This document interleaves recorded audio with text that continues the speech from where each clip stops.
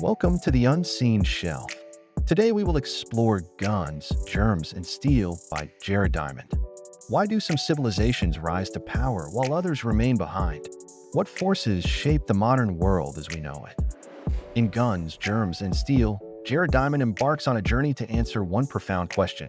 Why did some societies develop advanced technology, powerful economies, and global influence while others did not?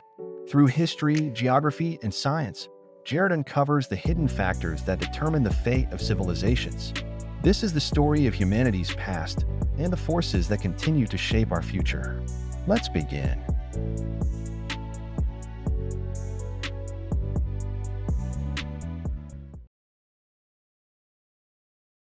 Yali's question.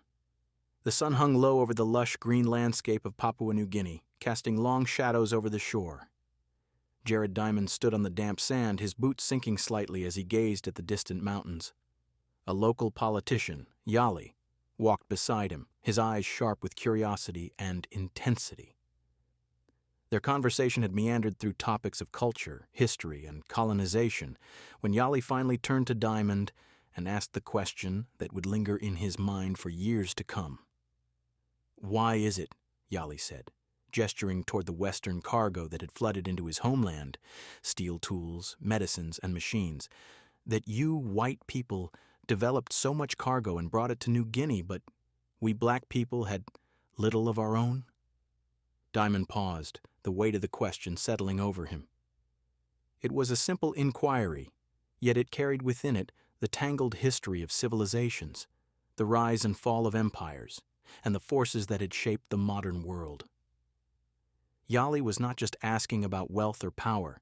He was asking about the roots of inequality, about the forces that had allowed some societies to flourish while others remained technologically behind. The question followed Diamond beyond that day, beyond New Guinea, into years of research and reflection. Historians and scholars had often attributed the success of civilizations to racial superiority, but Diamond knew there had to be a deeper, more complex answer. What if geography, environment, and access to resources had played a far greater role than innate differences between peoples? What if the arc of history had been shaped not by individuals alone, but by the lands they inhabited and the conditions they faced? To answer Yali's question, Diamond would embark on a journey that spanned continents and millennia, piecing together the puzzle of human history. He would seek the origins of agriculture, the spread of disease, the role of domesticated animals, and the diffusion of technology, all to understand why some societies gained dominance while others did not. As he left Papua New Guinea, the question remained etched in his mind, driving him forward.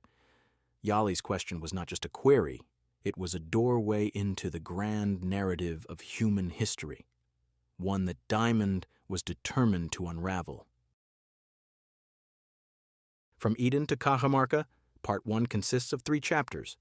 Part 1 explores the early development of human societies, emphasizing how geography and environmental factors influence the unequal distribution of power, technology, and civilization across different regions.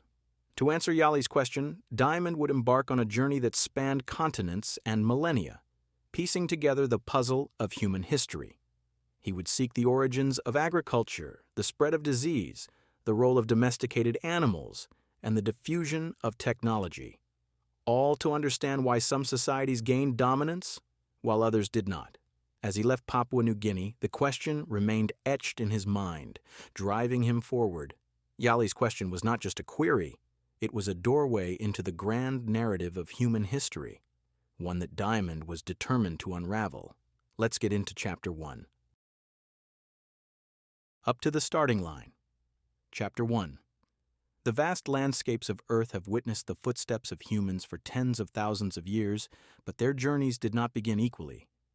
In the distant past, small bands of hunter-gatherers roamed the world, shaping their existence around the rhythms of nature. They moved with the seasons, tracking game, foraging for plants, and carving out a fragile survival in a world dominated by the elements. But the world itself was not uniform. Some lands were lush and abundant, while others were arid and harsh. This uneven distribution of resources would become the first factor in determining the fate of civilizations. Jared Diamond takes us back to a time before recorded history, to a world where humans had yet to settle, build cities, or cultivate crops. He explores how, as early as 13,000 years ago, different peoples were already positioned along vastly different developmental trajectories. The fundamental question arises, why did some societies advance faster than others? The answer, Diamond argues, lies in the environment. Geography dictated where humans could thrive, shaping the availability of plants and animals for domestication. In some regions, like the Fertile Crescent, a wealth of domesticable species allowed people to transition from hunting and gathering to food production. Elsewhere, harsh climates and limited resources slowed this process, forcing societies to remain mobile and dependent on nature's whims. This early divergence set the stage for future inequalities. Societies with access to stable food sources could grow in population, develop specialized labor, and eventually build the complex structures of civilization. Meanwhile, those without such advantages remained in smaller, scattered groups, struggling to gain the same momentum.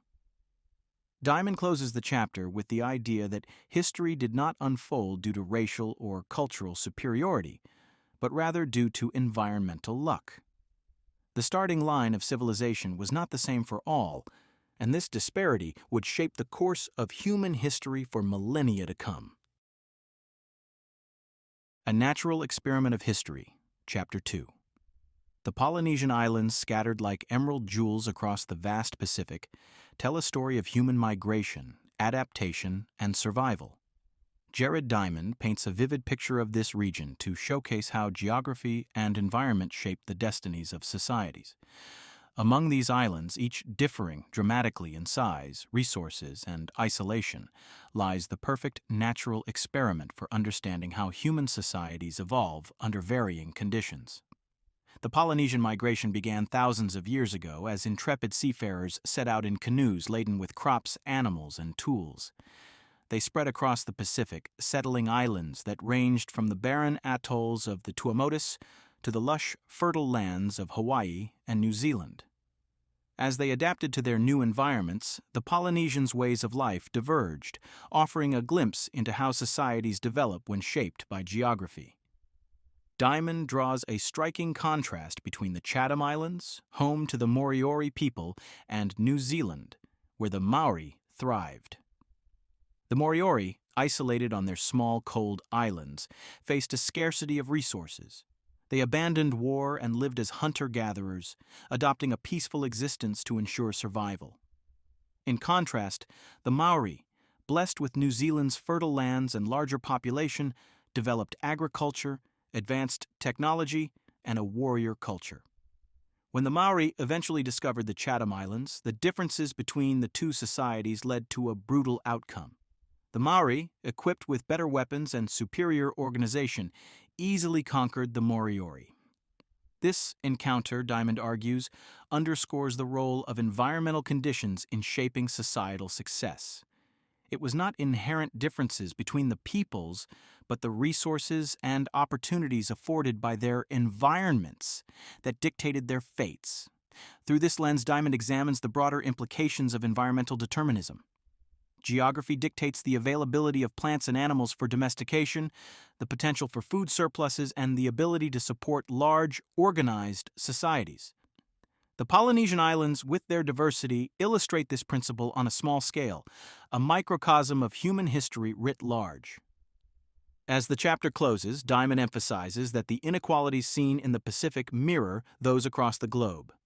The lessons learned from Polynesia foreshadow the larger patterns he will explore, showing how geography set the stage for the great disparities in power, technology, and culture that define human history. Collision at Cajamarca, Chapter 3. The year was 1532, and the Andean Empire of the Incas stood at the height of its power. From the towering peaks of the Andes to the lush valleys below, their civilization flourished, boasting sophisticated roads, architecture, and a vast population ruled by the divine emperor Atahualpa. Yet within days of encountering a small band of foreign invaders, Their world would come crashing down in a storm of steel, gunpowder, and betrayal.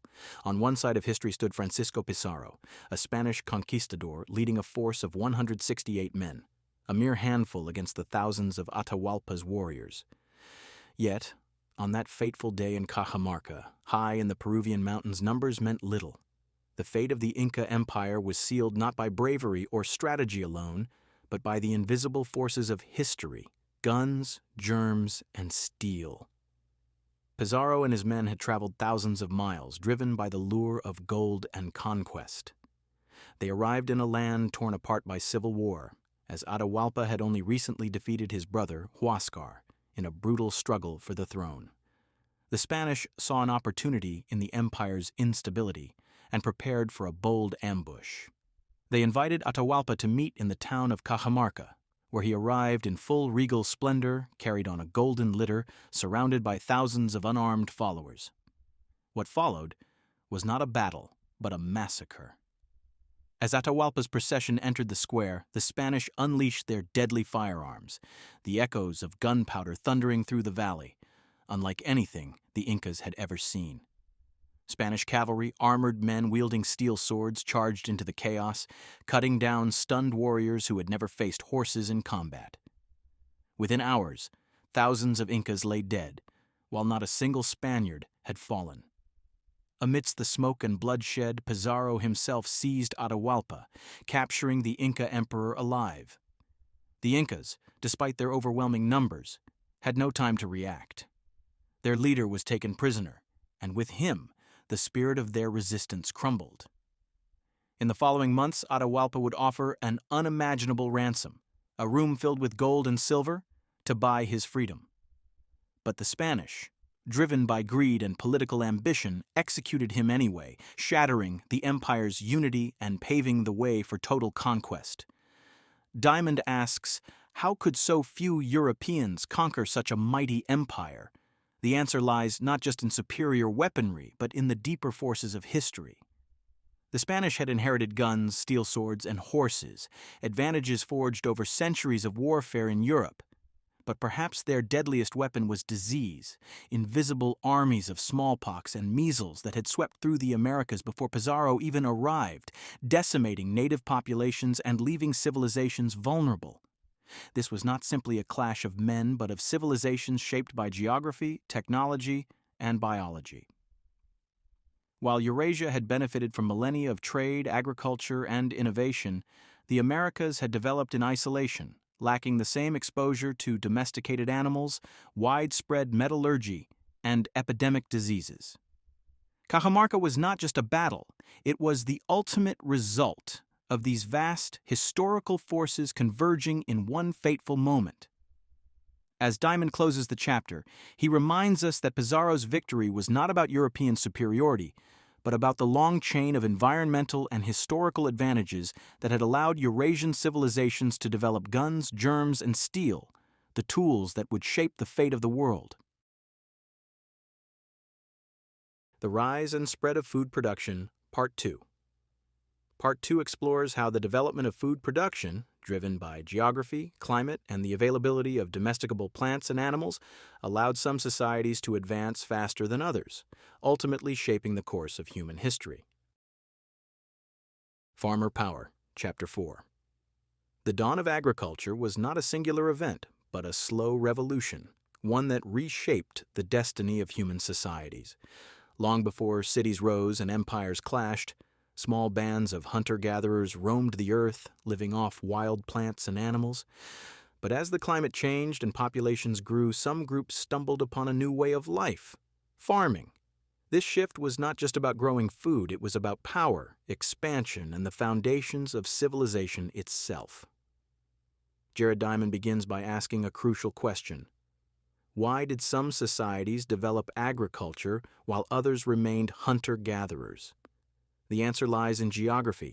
Certain regions, like the Fertile Crescent in the Middle East, were home to plants and animals that could be domesticated. Wheat, barley, lentils, sheep, and goats thrived in this landscape, giving early farmers an advantage that would echo through history. But why did farming matter so much? Because food production fueled population growth. A single field of wheat could sustain far more people than a patch of wild berries. With a stable food supply, villages formed, leading to specialized labor, technological advancements, and organized leadership. Societies that farmed could support soldiers, bureaucrats, and inventors, people who didn't have to worry about hunting every day to survive. The power of agriculture became especially clear when farming societies expanded and displaced hunter-gatherers. More food meant larger populations, and larger populations meant stronger armies. Farmers also brought germs, deadly diseases like smallpox and measles, which evolved from their domesticated animals. When they encountered hunter-gatherers who had no immunity, these diseases often wiped out entire communities before a single battle was fought.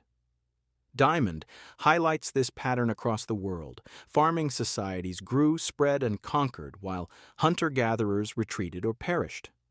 In Europe, early agriculturalists replaced the continent's indigenous foragers. In China, rice and millet farmers expanded, pushing hunter-gatherers to the fringes. In the Americas, maize cultivation allowed powerful civilizations like the Aztecs and Incas to emerge, though they would later fall to European invaders armed with steel and disease. The shift to farming was not always easy. Early farmers often worked harder and had less varied diets than hunter-gatherers, but the long-term benefits were undeniable. Farming allowed the rise of written language, centralized government, and technology, the very forces that shaped history. As the chapter closes, Diamond leaves us with a key idea. The ability to produce food was the foundation of power. Societies that mastered agriculture gained the tools to expand, conquer, and innovate, while those that did not were left vulnerable. The seeds of history were sown in the soil, and from them grew the civilizations that would dominate the world. History's haves and have-nots. Chapter 5. The wheat field stretched toward the horizon, golden under the sun. A farmer bent down, running his fingers through the rich soil. His village had once been a cluster of families, but now it was something more. A permanent settlement where grain was stored, animals were raised, and people no longer needed to wander. Far away in a dense forest, a hunter crept silently through the undergrowth, tracking a deer. His people lived as they had for generations, moving with the seasons, taking only what nature provided. Both men were skilled in survival, yet history would favor only one. The farmer's world would give rise to cities, armies, and empires, while the hunter's way of life would remain unchanged, eventually fading into the background of history. For thousands of years, humans lived as hunter-gatherers, relying on wild plants and animals. But in certain places, something changed. People learned to plant seeds, raise animals, and produce food in abundance. These early farmers no longer needed to roam. They could settle, grow larger families, and build stronger communities. From these first villages, great civilizations would emerge. Yet not every land was suited for farming, and those without this advantage would be left behind. In the Fertile Crescent, nature had provided wheat, barley, lentils, and peas, plants that could be harvested and stored. Sheep, goats, and cattle roamed the hills, easy to domesticate for food, labor, and materials. The people of these lands thrived, producing food surpluses that allowed them to support rulers, artisans, and warriors. Over time, villages became cities, cities became kingdoms, and powerful societies emerged. Elsewhere, nature had not been so generous. In Australia, the land offered no domesticable plants, and the animals, kangaroos, emus, could not be tamed. The Aboriginal people remained hunter-gatherers, their way of life unchanged. In the Americas, maize and potatoes sustained native civilizations, but without large plow animals like oxen or horses, farming remained more labor-intensive. In Africa, agriculture took root, but deadly diseases and harsh climates limited expansion. Farming was not just a way to get food, it was the foundation of power. With surpluses, populations grew. With larger populations, armies formed. Societies with agriculture could support governments, develop writing, and create advanced technology. The advantages of farming spread, displacing hunter-gatherers who could not compete. As farmers moved west from Mesopotamia, they brought their crops and livestock with them. Wherever they settled, their numbers grew, their villages flourished, and the hunter-gatherers around them either adapted or were pushed into less hospitable lands, mountains, deserts, and forests where farming was impossible. This pattern is repeated worldwide. In Europe, early agriculturalists replaced foragers, spreading wheat and cattle. In China, rice farmers expanded, driving hunter-gatherers to the margins. In the Americas, maize and potatoes fueled the rise of the Aztec and Inca civilizations, though they too would later fall to more advanced agricultural societies. Over time, the world was divided into the haves, those with farming, metal tools, and large populations, and the have-nots, those who lived in lands where agriculture was difficult or slow to develop.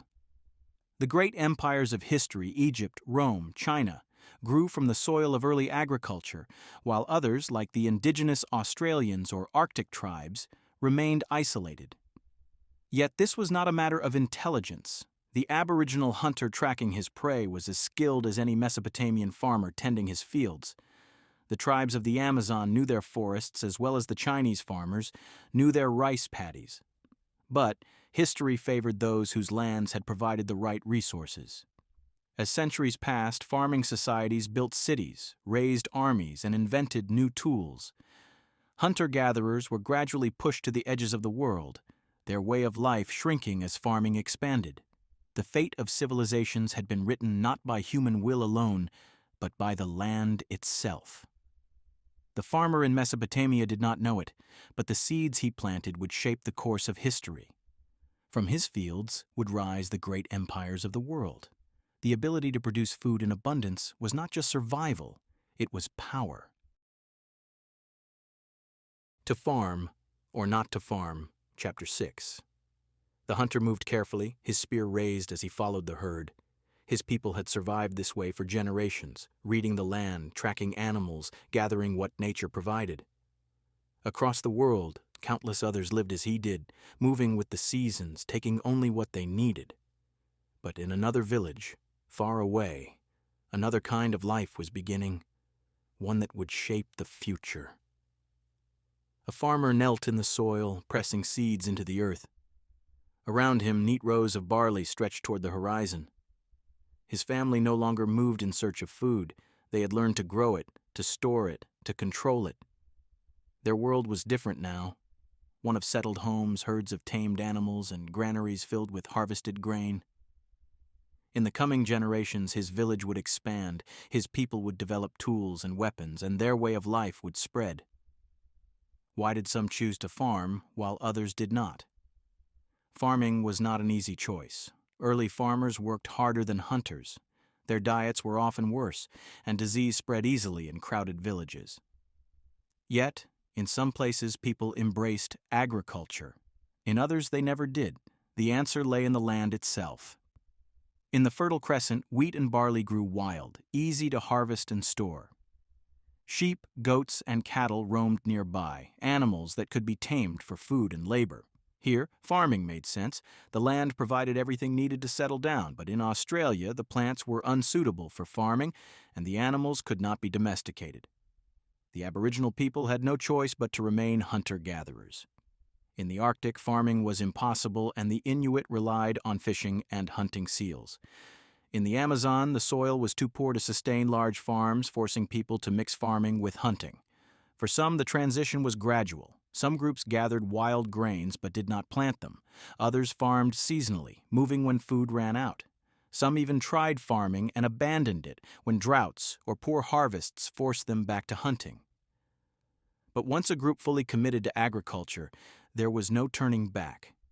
Farmers could feed more people. More people meant larger villages, stronger warriors, and new inventions. Farming societies grew, expanded, and pushed hunter-gatherers aside. The world that had once belonged to hunters now belonged to those who could tame the land. The farmer, standing in his field, had no idea what lay ahead. His simple act of planting seeds had set history in motion. The hunter, moving through the wild, was now an outsider in a world that was changing forever. The choice had already been made, not by individuals, but by the land itself. How to make an almond. Chapter 7. The early farmer knelt in the dirt, examining the plants that had sprouted from the earth. Not all were the same. Some were taller, some bore larger grains, and some had softer husks. He chose the best ones, gathering their seeds for the next planting. Over time, without realizing it, he was shaping the future of his crops, bending nature to his will. Thousands of years earlier, in the wild, nature had worked differently. Plants scattered their seeds randomly, ensuring survival through sheer numbers. Many were bitter, tough, or even poisonous. But as humans began harvesting, they unknowingly selected the plants that were easiest to gather and eat, those with bigger seeds, sweeter fruits, and softer shells.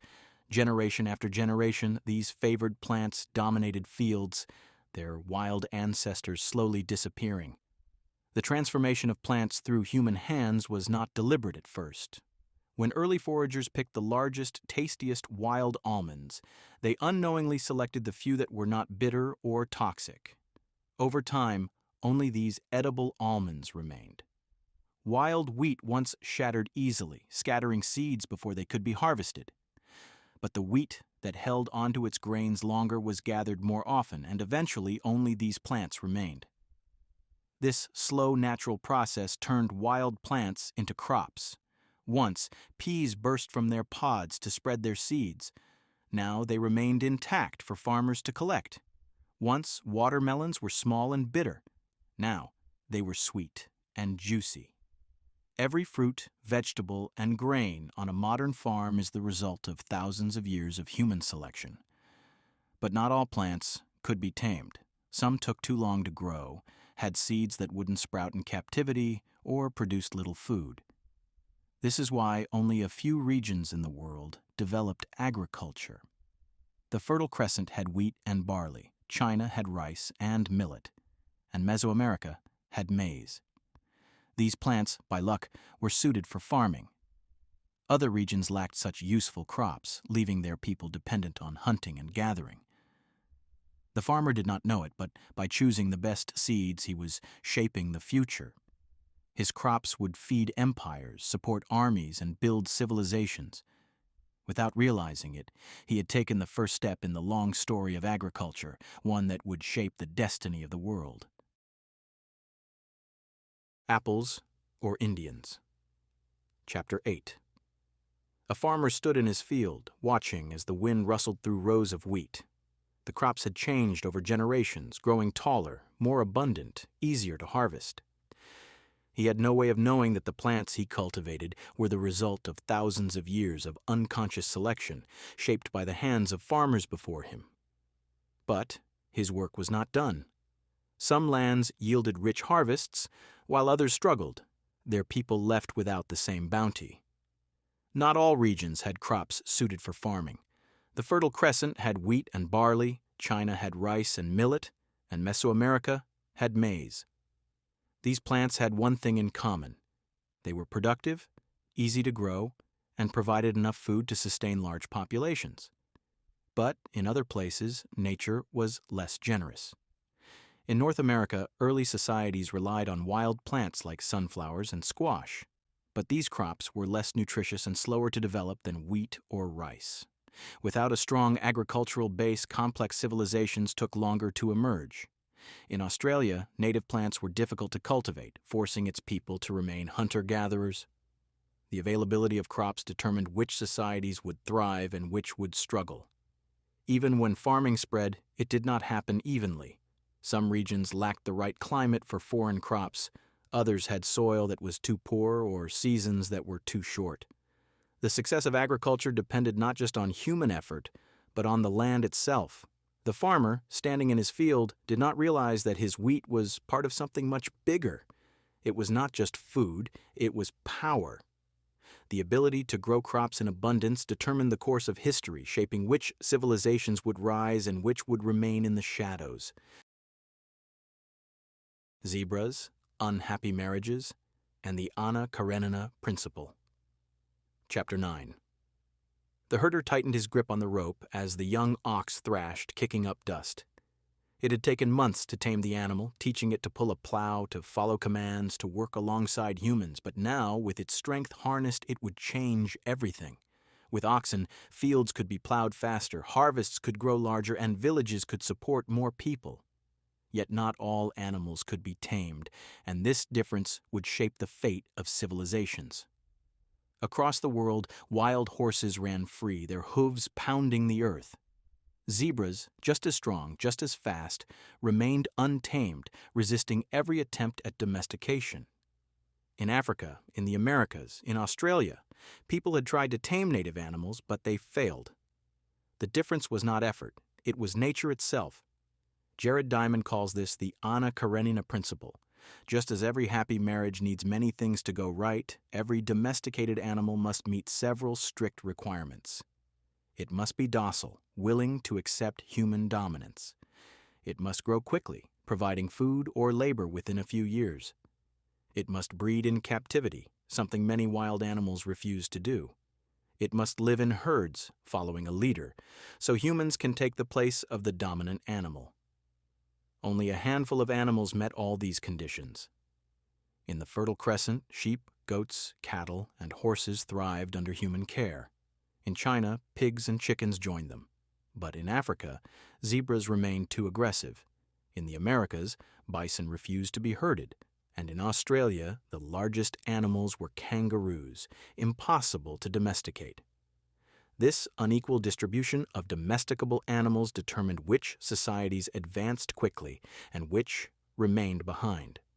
Those who tamed horses could ride into battle. Those with oxen could plow vast fields. Those with cows could rely on steady milk and meat. The farmer with his oxen could feed an army. The hunter chasing wild game could not.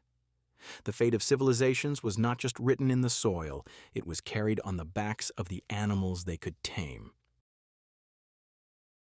Spacious Skies and Tilted Axes. Chapter 10. The farmer walked his fields, feeling the warmth of the sun on his back. His ancestors had worked this land for generations, planting wheat in the spring and harvesting in the fall. The rhythm of the seasons was predictable, the growing cycle steady. But beyond his village, far across continents, not all farmers had the same advantage. Some struggled with unpredictable rains, short growing seasons, or extreme temperatures. The success of agriculture was not just about effort, it was about geography. The spread of crops and livestock depended on the land itself. In Eurasia, the vast landmass stretched east to west, with climates that remained similar across thousands of miles. A crop that thrived in Mesopotamia could also grow in Europe or China. Wheat, barley, and rice spread easily across the continent, carried by traders, conquerors, and farmers looking for new land. Domesticated animals like cattle, sheep, and horses moved with them, adapting to similar climates across the wide plains.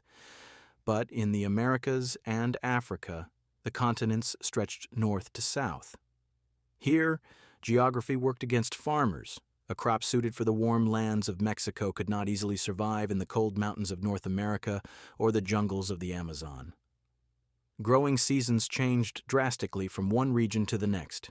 Animals struggled to adapt to new environments. Farming, instead of spreading quickly, moved slowly, if at all. This simple difference, a continent's axis, shaped the fate of civilizations.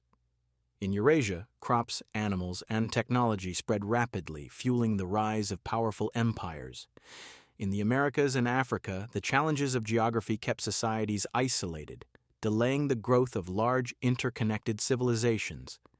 The farmer did not know it, but his wheat fields were part of a much larger story. His ancestors had been lucky, born in a land where food production could spread with ease. Across the ocean, in lands where geography worked against them, other farmers struggled, their progress slowed by forces beyond their control. The fate of entire civilizations had been written not just in the soil, but in the shape of the land itself. From Food to Guns, Germs, and Steel, Part 3. Part 3 explores how food production led to the development of germs, writing, technology, and centralized political structures, giving agricultural societies the ultimate advantages in conquest and dominance. Lethal Gift of Livestock, Chapter 11. The child coughed, his small body burning with fever. His mother sat beside him, whispering soft prayers, but she had seen this before. The village healer had no cure, only herbs and hope. Outside, the fields stretched toward the horizon, golden wheat swaying in the wind, and the animals, cows, sheep, pigs, moved lazily through their enclosures. Life here had brought security, food, and stability. But it had also brought something unseen, something far deadlier than any weapon: disease. Far away, in a land untouched by farming, a hunter ran through the forest, his breath steady, his body strong. He had never seen a plague sweep through his people, never buried a child taken by invisible killers. His world was different, isolated, unscarred by the great waves of sickness that had reshaped entire civilizations. But that would change. The diseases that had ravaged farming societies did not come from the air or the water, they came from their animals. When humans tamed cattle, pigs, and chickens, they unknowingly invited new dangers into their homes. Smallpox, measles, tuberculosis, and influenza had once existed only in animals, harmless to humans. But as people lived side by side with their livestock, diseases jumped from animals to humans, mutating, spreading, and killing. At first, these plagues wiped out villages, but over generations survivors developed immunity. The price was high, but in time farming societies became resistant to the very diseases they had created. When the people of Eurasia set sail to distant lands, they carried more than weapons and tools. They carried germs, invisible conquerors that struck down those who had never faced them before. When Europeans arrived in the Americas, it was not their swords or guns that destroyed civilizations, it was smallpox, spreading faster than any army, wiping out millions before a single battle was fought. The Inca emperor died of disease before he ever saw a Spaniard. Entire villages were left empty, their people gone overnight, the land untouched but lifeless. The hunter, deep in his forest, could not have known that his world was fragile. He was strong, skilled, and wise, but he had never been exposed to the invisible enemies that lurked in the bodies of farmers. When the day came that strangers arrived, bringing gifts, weapons, and promises, they also brought something unseen. And by the time the hunter and his people realized the danger, it was too late. The farmer, standing in his fields, did not know that his cattle and pigs had given him an unseen advantage. He had paid for it in the lives of his ancestors, in centuries of suffering. But now, as his world expanded, his people would carry that deadly gift with them, reshaping history, wiping out entire civilizations with nothing more than a breath. Blueprints and Borrowed Letters. Chapter 12. The scribe dipped his reed pen into the inkwell, the flickering lamplight casting long shadows on the clay tablet before him. With careful strokes, he pressed symbols into the soft surface, each mark carrying meaning, each word a bridge between past and future. In his hands he held the power of writing, the ability to store knowledge, to govern, to control. But this skill had not appeared everywhere, nor had every society developed it on their own. In another land, far from cities and scribes, a chieftain stood before his people, passing down stories through spoken word alone. His knowledge, his history, his laws all lived in memory, carried from one generation to the next. But memory could fade, and without writing, records could be lost, rulers could not command vast empires, and knowledge could not travel beyond the storyteller's reach. Writing had emerged in only a few places: Mesopotamia, Egypt, China, and Mesoamerica. Elsewhere, it spread through conquest, trade, and imitation. The blueprints of writing, alphabets, symbols, and scripts were borrowed, adapted, and reshaped by societies that had never invented it themselves. The Phoenicians created an alphabet that would influence Greek and Latin. The Sumerians' cuneiform was copied and modified by neighboring kingdoms. Writing, like technology, was often not born, but borrowed. Yet some societies never developed it at all. Without large populations, centralized governments, or complex economies, the need for writing simply never arose. In smaller, isolated communities, oral tradition was enough. Writing flourished where power needed to be recorded, taxes needed to be collected, and laws needed to be enforced. The scribe did not know that the symbols he pressed into clay would outlive him, that they would shape laws, spread religions, and command armies. The chieftain, speaking before his people, could not see how fragile his words were, how without writing his knowledge might disappear with him. The fate of societies was not just decided by their crops, their weapons, or their diseases, but by the marks they left behind. Necessity's Mother, Chapter 13. The blacksmith wiped the sweat from his brow, his hammer striking hot metal as sparks flew. His hands were rough, his arms strong from years of shaping tools and weapons.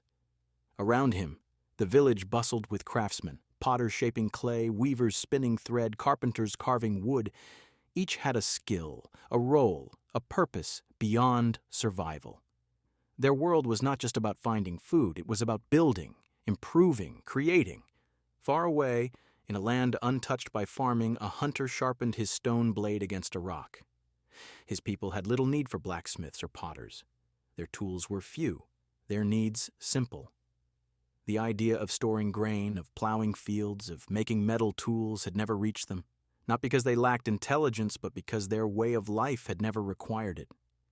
In farming societies, invention thrived. With food surpluses, not everyone had to hunt or gather. Some became craftsmen, traders, or inventors.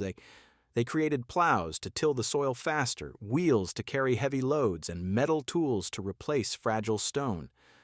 But not all inventions came from necessity. Often they were accidents, discoveries made by curious hands, repurposed for something greater. Gunpowder, first used for fireworks in China, became the foundation of warfare. The printing press, designed for books, revolutionized communication. The wheel, perhaps first used for pottery, changed transportation forever. Technology built upon itself, spreading between civilizations like fire in dry grass. But isolated societies without neighbors to learn from often fell behind. The Polynesians scattered across the Pacific developed advanced navigation, but lacked metallurgy. The indigenous Australians, separated from Eurasian trade, had no exposure to bronze or iron tools. Without trade, without war, without the pressure of competition, innovation slowed or never began at all. The blacksmith pounding metal in his forge did not know that his tools would shape empires. The hunter tightening his grip on his stone blade could not see that one day strangers would come with weapons stronger than anything his ancestors had ever known. The fate of civilizations was not just decided by what they needed, but by what they could create. From Egalitarianism to Kleptocracy, Chapter 14. The village elder sat in the center of the gathering, his voice steady as he spoke. Around him, the people listened, nodding in agreement. Decisions were made together, disputes settled by discussion. No one owned more than the others, no man ruled over the rest. Here, in this small community, power was shared. But beyond the village, in the great cities rising across the land, power was no longer equal. Kings ruled, armies marched, and wealth flowed upward, controlled by the few. Long ago, all societies had been like the elder's village, small, equal, without rulers or classes. Hunter-gatherers had no chiefs, no permanent leaders. Every person contributed, every decision was made as a group. But with the rise of farming, everything changed. Villages grew into towns, towns into cities, and soon, some men held more power than others.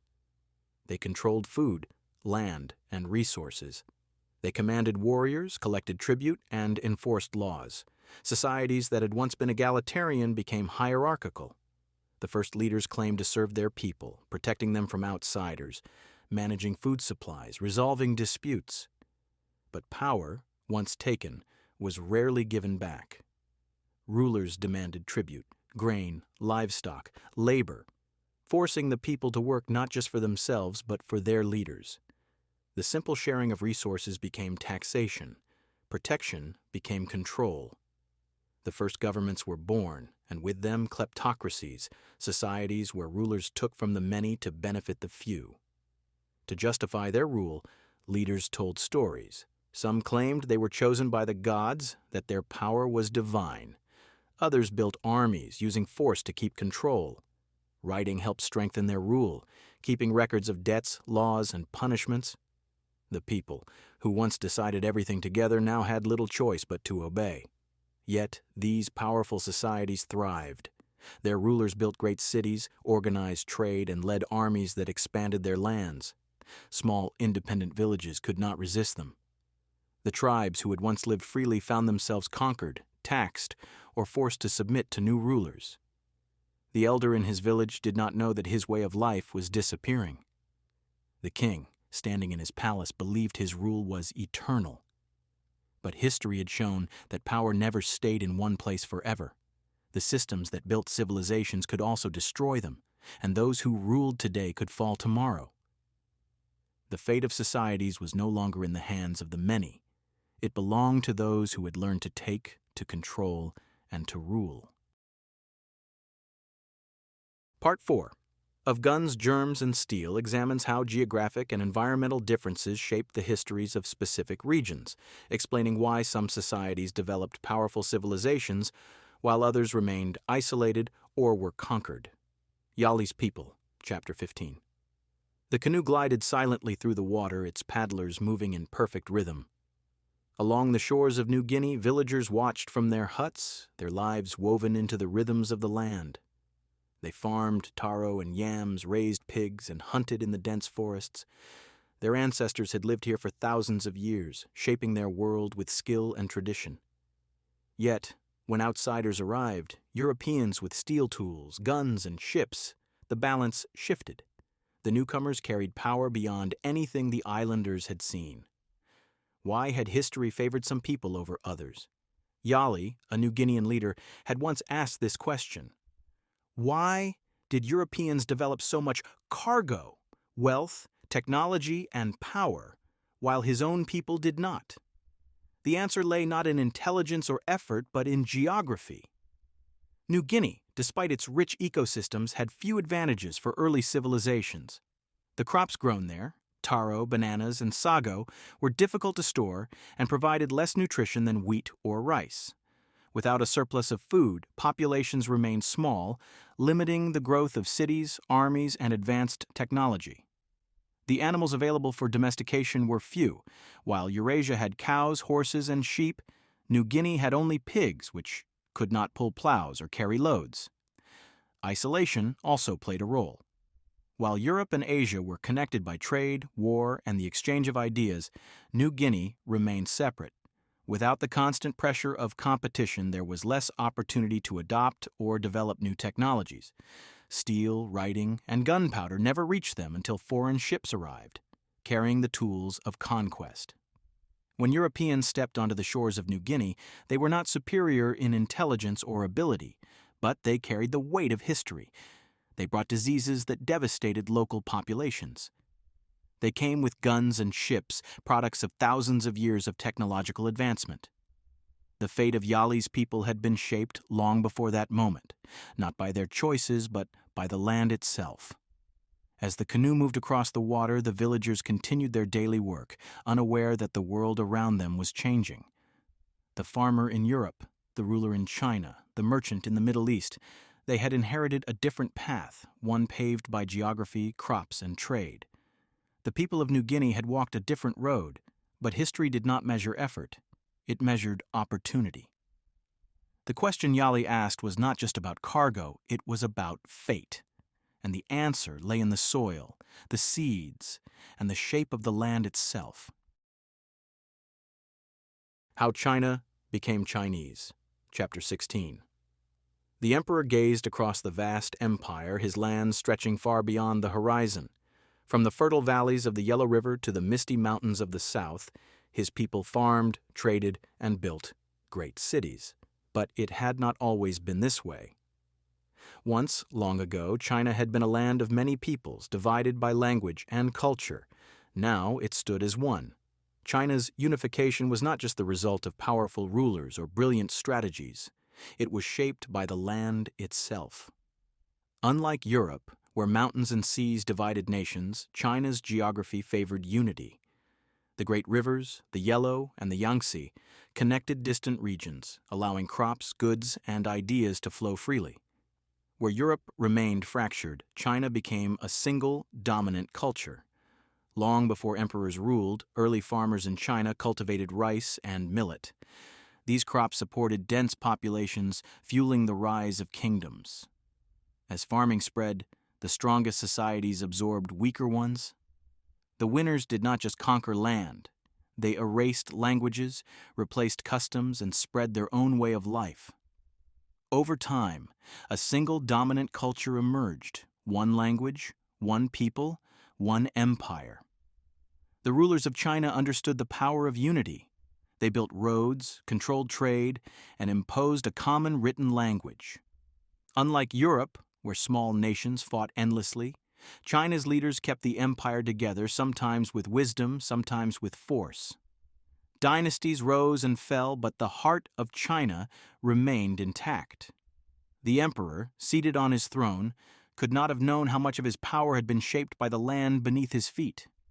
The rivers, the fertile plains, the open pathways of his empire had made unity possible. While Europe remained divided, China stood as one, its fate written not just by men but by geography itself. Speedboat, to Polynesia, Chapter 17. The canoe sliced through the waves, its paddlers moving in perfect rhythm. The sea stretched endlessly around them, the horizon a distant promise of land. They carried more than just supplies. They carried a way of life, the seeds of new societies. These voyagers, the ancestors of Polynesians, would settle distant islands, turning empty shores into thriving communities. But their journeys would reveal the power of geography, shaping who would thrive and who would struggle. Long before Europeans sailed the globe, Polynesians had already mastered the vast Pacific. With their double-hulled canoes, they reached islands thousands of miles apart, bringing crops, animals, and traditions with them. But not all islands were the same. Some, like Hawaii and New Zealand, were rich in resources, with fertile soil and abundant game. Others, like the coral atolls, were small and barren, barely able to sustain life. These differences shaped the fate of the people who settled them. On larger, fertile islands, complex societies emerged. Chiefs ruled over large populations, warriors fought for power, and advanced tools and weapons were developed. In contrast, on smaller islands with fewer resources, people remained in simple communities, isolated and vulnerable. Geography determined everything: the strength of a society, its ability to expand, even its survival. When the Polynesians settled the Chatham Islands, a cold, remote outpost, they became the Moriori. Cut off from the rest of the Pacific, they abandoned warfare, living peacefully in small groups. Meanwhile, their distant relatives in New Zealand, the Maori, thrived on a rich land, developing warrior cultures and advanced technology. When the Maori later discovered the Moriori, it was not a meeting of equals. The Maori, stronger and more organized, destroyed the Moriori with ease. This tragic clash was not about intelligence or effort. It was about geography. The islands where each group lived had shaped their destinies long before they ever met. Just as in the rest of the world, those with rich lands and resources developed power, while those in harsher environments remained vulnerable. As the canoe reached its new shore, the voyagers stepped onto the sand, unaware of the future that awaited them. The land would decide what they would become: warriors, farmers, rulers, or survivors. Their fate was already written in the soil, the sky, and the sea. Hemispheres. Colliding, Chapter 18. The emperor stood at the heart of his great city, gazing out over the vast empire that stretched beyond the horizon. Roads crisscrossed the land, armies marched under his banner, and farmers worked the fields that fed his people. He ruled over millions, his civilization thriving with temples, markets, and monuments to his power. Yet, in a matter of years, his empire would crumble. Not from war, not from famine, but from something invisible. Far across the ocean, ships set sail from a distant land, their wooden hulls cutting through the waves. On board, men carried steel swords, gunpowder, and the ambitions of kings. But they also carried something unseen: germs, silent conquerors that would reach the shores of the New World before their feet ever touched the land. For thousands of years, the Americas and Eurasia had developed in isolation. The people of the Americas had built mighty civilizations, Tenochtitlan, Cusco, Cahokia, without ever knowing of those across the sea. But their world lacked certain advantages. There were no horses to ride into battle, no cows to pull plows, no steel to forge into weapons, and most importantly, they had never faced the diseases that had ravaged the Old World for centuries. When the Europeans arrived, the collision was swift and devastating. Smallpox spread faster than armies, wiping out entire villages before a single shot was fired. The people of the Americas had no immunity, no time to prepare. Tens of millions perished. The balance of power shifted not because of superior strategy, but because of biology, geography, and history. The emperor, standing in his palace, could not have known that his greatest enemy had arrived long before the invaders reached his gates. The ships carrying steel and gunpowder also carried death, and no army, no fortress, could stop what was coming. The hemispheres had collided, and the fate of the New World had already been decided, not by kings or warriors, but by the forces of nature, shaped over thousands of years. How Africa Became Black, Chapter 19. The river snaked through the land, carving its path through dense forests, open savannas, and parched deserts. Along its banks, people fished, farmed, and built homes, their lives shaped by the rhythms of the land. But across Africa, not all societies looked the same. In the north, great cities had risen, connected by trade to Europe and Asia. In the south, smaller villages dotted the landscape, isolated by vast distances and harsh terrain. The continent was a patchwork of cultures, languages, and histories, shaped not by kings or conquerors alone, but by geography itself. Thousands of years ago, the first humans emerged in Africa, spreading across the land, adapting to its many environments. In the north, the Sahara separated Africa from the rest of the world, a barrier of sand and heat. Beyond it, Egypt and the Mediterranean connected Africa to Eurasia, where trade and technology flowed freely. In the heart of the continent, the rainforests created another divide, limiting movement and isolating groups from one another. Further south, open grasslands allowed migrations, but vast distances slowed the spread of ideas. As time passed, one group of people, the Bantu, began to move. They carried with them a powerful advantage: iron tools and agriculture. Unlike the hunter-gatherers and herders they encountered, the Bantu could clear forests, plant crops, and sustain large populations. Slowly, they spread across Central and Southern Africa, displacing or absorbing other peoples. Their languages became dominant, their way of life the foundation of many African cultures. But Africa's geography ensured that no single empire could unite the continent. The Sahara kept the north separate. The dense jungles of the Congo made large kingdoms difficult to sustain. The open plains of the south allowed movement but also made control difficult. While Europe and China developed centralized states, Africa remained a land of many peoples, divided by its vast and varied landscapes. The fisherman on the river, the farmer in the savannah, the trader crossing the desert, they all belonged to the same land, yet their worlds remained separate. Geography had shaped Africa's destiny, determining who would thrive, who would move, and who would remain isolated. The land itself had written its own history. The Future of Human History as a Science, Epilogue. The scholar stood at the edge of a vast landscape, gazing over fields, rivers, and mountains that had shaped the course of civilizations. He had spent years searching for answers, tracing the rise and fall of empires, uncovering the hidden forces behind history. He had seen how geography shaped fate, how food production determined power, and how germs and steel could decide the outcome of conquest before the first battle was fought. For centuries, history had been told as a story of great men, bold leaders, and chance encounters. But what if history was more than that? What if it could be studied like a science? Its patterns observed, its causes analyzed, its lessons understood.